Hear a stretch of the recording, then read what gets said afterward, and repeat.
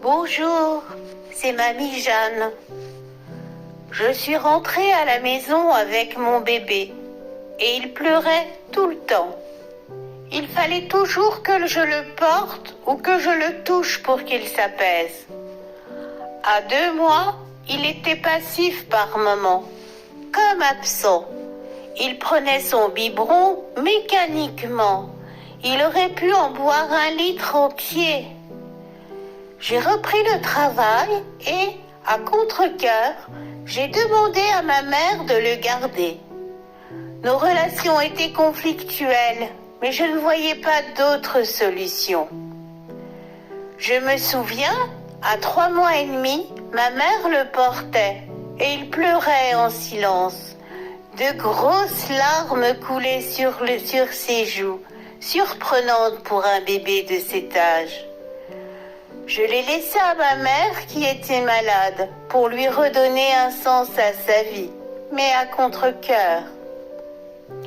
Pendant 2 ans, je n'ai pas vu un film. Je n'ai pas pris de vrai temps pour moi. Mon fils était constamment collé à moi. Il hurlait, même quand j'allais aux toilettes ou à la douche. Personne ne pouvait l'approcher ou le toucher sans qu'il pleure. Il était agité, jetait tout par la fenêtre, mettait de la nourriture dans la fente du magnétoscope.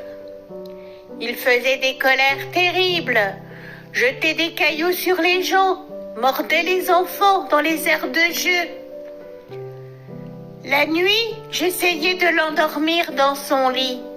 Il était calme tant que ma main touchait la sienne. À la fin, c'était ongle contre ongle. Je croyais qu'il dormait et dès que je me levais, il hurlait. À l'époque, je ne comprenais pas, mais il avait peur.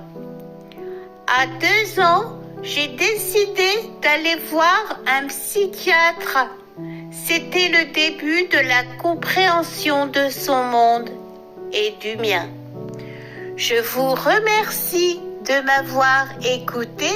Je vous invite à me retrouver dans un 3e épisode.